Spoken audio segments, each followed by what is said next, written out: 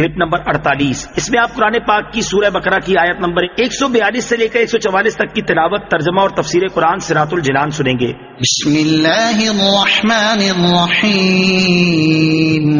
ترجمہ: اللہ کے نام سے شروع جو نہایت مہربان رحمت والا ہے۔ سيقول السفهاء من الناس ما ولاهم عن قبلتهم التي كانوا عليها قل لله المشرق والمغرب يهدي من يشاء إلى صراط مستقيم۔ ترجمہ: اب بے وقوف لوگ کہیں گے ان مسلمانوں کو ان کے اس قبلے سے کس نے پھیر دیا جس پر یہ پہلے تھے؟ تم فرما دو مشرق و مغرب سب اللہ ہی کا ہے، وہ جسے چاہتا ہے سیدھے راستے کی طرف ہدایت دیتا ہے۔ سيقول السفهاء من الناس۔ اب بے وقوف لوگ کہیں گے، تفسیر صراط الجنان میں ہے۔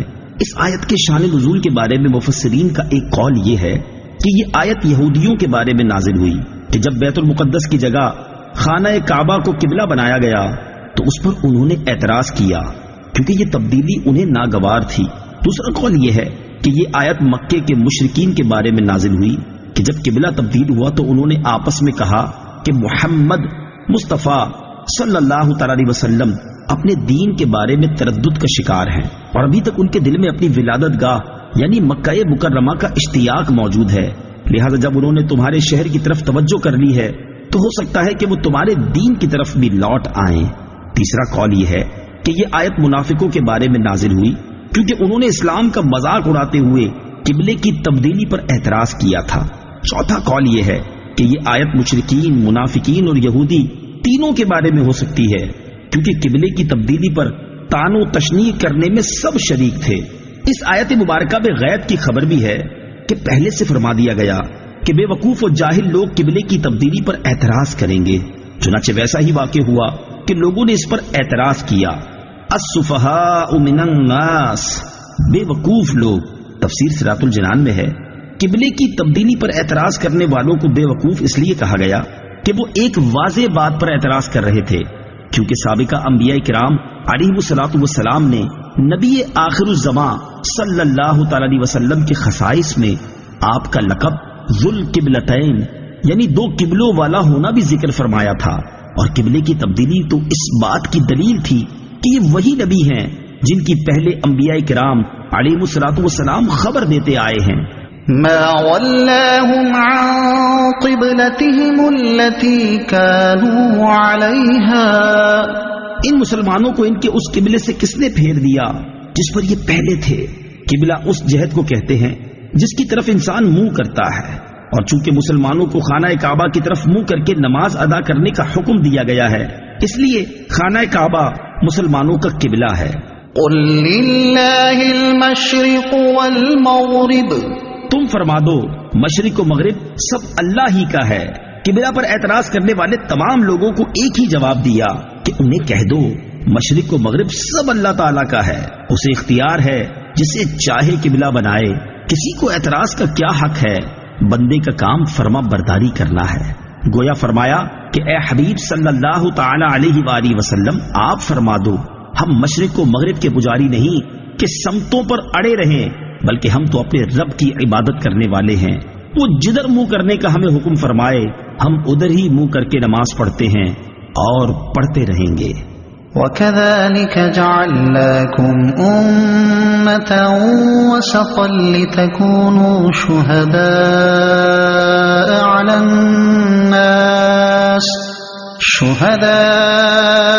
عَلَى النَّاسِ وَيَكُونَ الرَّسُولُ عَلَيْكُمْ شَهِيدًا وَمَا جَعَلْنَا الْقِبْلَةَ الَّتِي كُنْتَ عَلَيْهَا إِلَّا لِنَعْلَمَ مَنْ يَتَّبِعُ الرَّسُولَ مِمَّنْ يَنْقَلِبُ عَلَى عَقِبَيْهِ وَإِنْ كَانَتْ لَكَبِيرَةً إِلَّا عَلَى الَّذِينَ هَدَى اللَّهُ وما كان الله ليضيع إيمانكم إن الله بالناس لرؤوف رحيم. ترجمہ: اور اسی طرح ہم نے تمہیں بہترین امت بنایا کہ تم لوگوں پر گواہ بنو اور یہ رسول تمہارے نگہبان و گواہ ہوں. اور اے حبیب، تم پہلے جس قبلے پر تھے ہم نے وہ اسی لیے مقرر کیا تھا کہ دیکھے کون رسول کی پیروی کرتا ہے اور کون الٹے پاؤں پھر جاتا ہے. اور بے شک وہ لوگ جنہیں اللہ نے ہدایت دی تھی ان کے علاوہ لوگوں پر یہ بہت بھاری تھی، اور اللہ کی یہ شان نہیں کہ تمہارا ایمان ضائع کر دے. بے شک اللہ لوگوں پر بہت مہربان رحم والا ہے. وَكَذَلِكَ جَعَلْنَاكُمْ أُمَّةً وَسَطًا. اور اسی طرح ہم نے تمہیں بہترین امت بنایا. تفسیر صراط الجنان میں ہے، یعنی اے مسلمانوں، جس طرح ہم نے تمہیں ہدایت دی اور خانہ کعبہ کو تمہارا قبلہ بنایا، اسی طرح ہم نے تمہیں بہترین امت بنایا. حضور پرنور صلی اللہ تعالی علیہ وسلم کی امت زمانے کے لحاظ سے سب سے پیچھے ہے اور مرتبے کے لحاظ سے سب سے آگے، یعنی افضل ہے. افضل کے لیے یہاں وسط کا لفظ استعمال کیا گیا ہے، اور عربی میں بہترین کے لیے بھی وسط کا لفظ استعمال ہوتا ہے. لِتَكُونُوا شُهَدَاءَ، تاکہ تم گواہ ہو جاؤ. تفسیر صراط الجنان میں ہے، مسلمان دنیا اور آخرت میں گواہ ہیں. دنیا میں تو اس طرح کہ مسلمان کی گواہی مومن و کافر سب کے بارے میں شرعاً معتبر ہے، اور کافر کی گواہی مسلمان کے خلاف معتبر نہیں.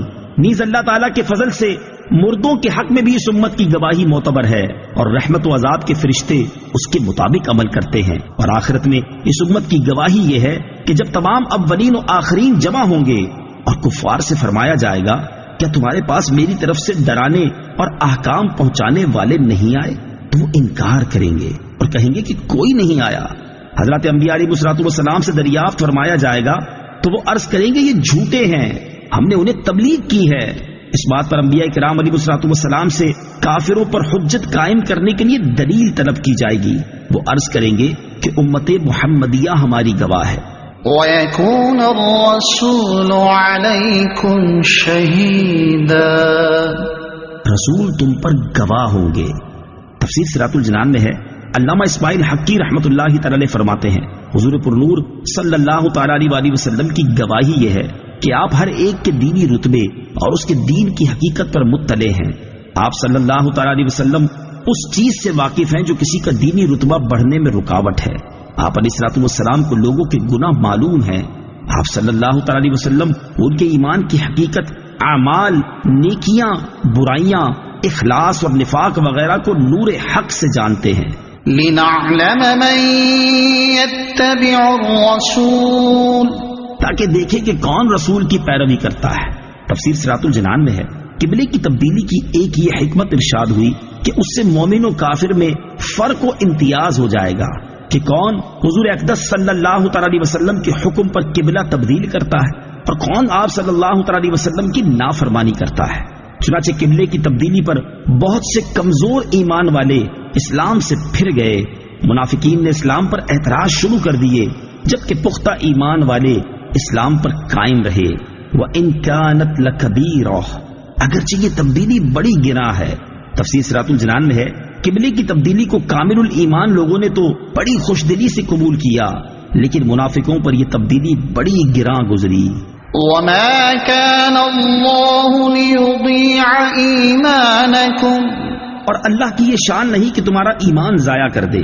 تفسیر صراط الجنان میں ہے، قبلے کی تبدیلی یہودیوں کو ہضم نہیں ہو رہی تھی اور یہ طرح طرح سے مسلمانوں کو اس کے خلاف بھڑکانے کی کوششیں کر رہے تھے.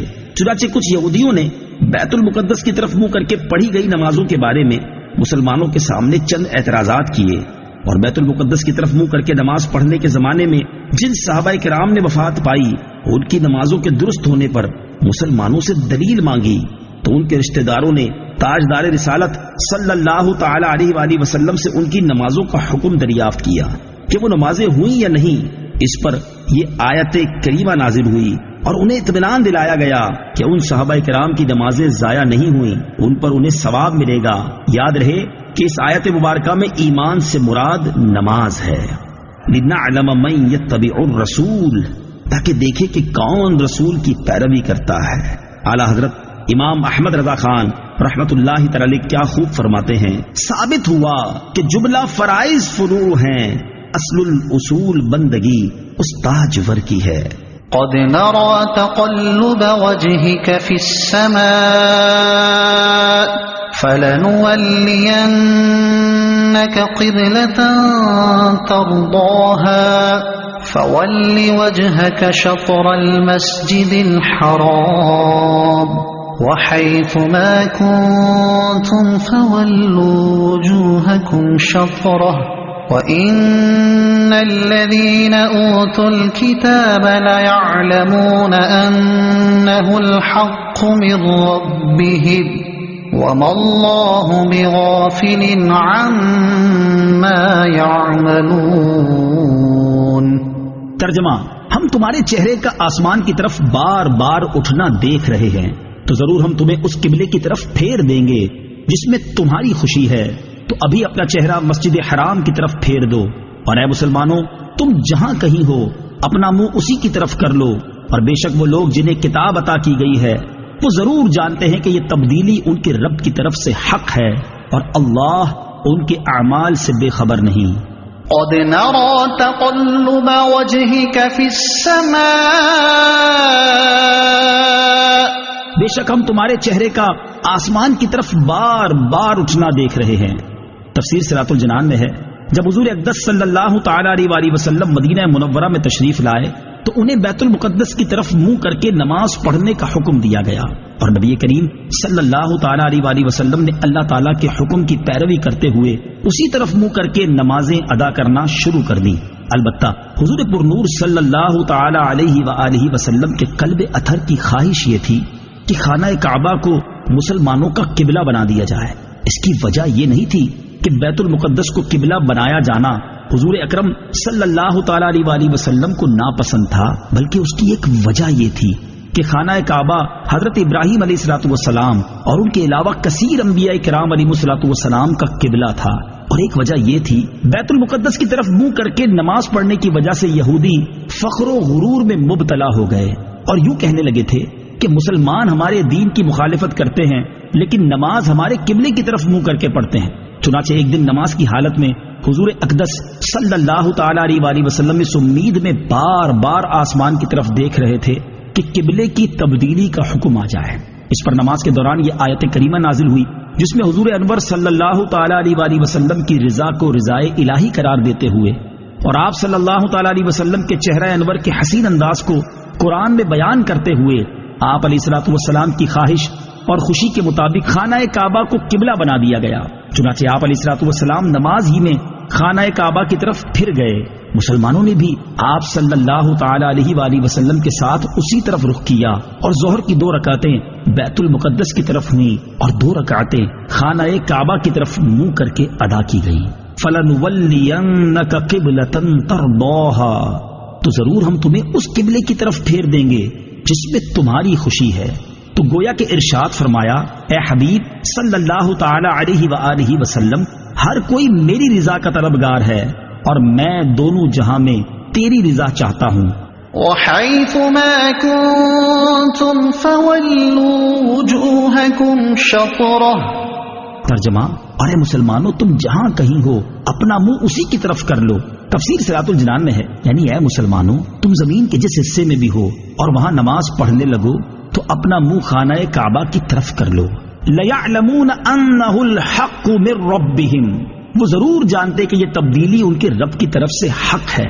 تفسیر صراط الجنان میں ہے، یعنی قبلے کی اس تبدیلی کے بارے میں اہل کتاب جانتے ہیں کہ یہ اللہ تعالیٰ کی طرف سے حق ہے، کیونکہ ان کی کتابوں میں حضور اقدس صلی اللہ تعالی علیہ وسلم کے اوصاف کے سلسلے میں یہ بھی مذکور تھا کہ آپ صلی اللہ تعالی علیہ وسلم بیت المقدس سے کعبہ کی طرف پھریں گے، اور ان کے انبیاء نے بشارتوں کے ساتھ حضور پرنور صلی اللہ تعالی علیہ وسلم کی یہ نشانی بتائی تھی کہ آپ بیت المقدس اور کعبہ دونوں قبلوں کی طرف منہ کر کے نماز پڑھیں گے۔